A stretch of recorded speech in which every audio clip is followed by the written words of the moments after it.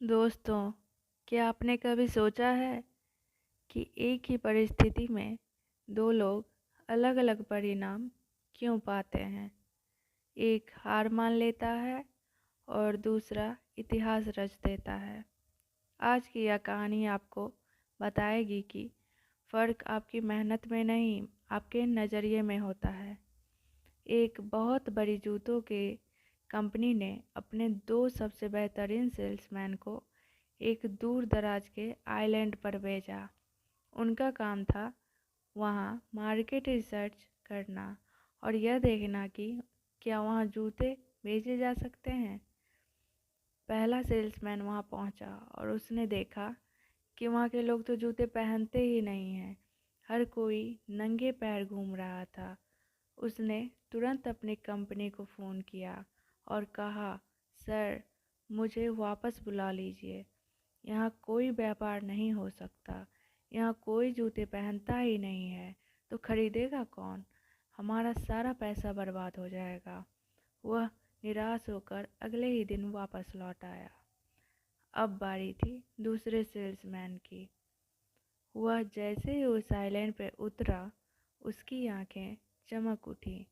उसने तुरंत कंपनी को फ़ोन लगाया और चिल्लाकर कहा, सर, जल्दी से जल्दी यहाँ 50,000 जोड़ी जूते भेज दीजिए।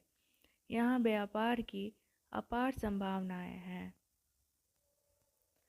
कंपनी के मैनेजर ने हैरान होकर पूछा, पर क्यों? हमारे पहले सेल्समैन ने तो कहा कि वहाँ कोई जूते नहीं पहनता।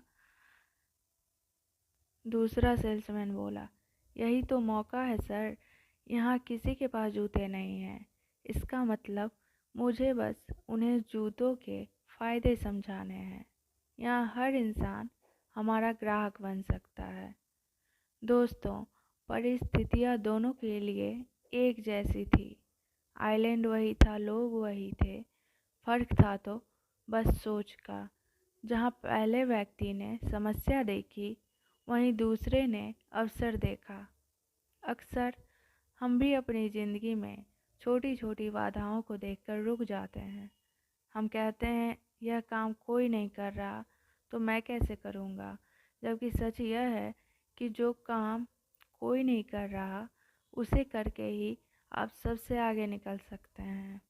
आपकी सफलता इस बात पर निर्भर नहीं करती कि आपके साथ क्या हो रहा है, बल्कि इस बात पर निर्भर करती है कि आप उसे कैसे देख रहे हैं। अपनी आँखों से समस्याओं का चश्मा उतारिए और संभावनाओं को देखना शुरू कीजिए। इसी प्रकार की मोटिवेशनल और इंस्पिरेशनल स्टोरी सुनने के लिए हमारे चैनल को सब्सक्राइब करना ना भूलें।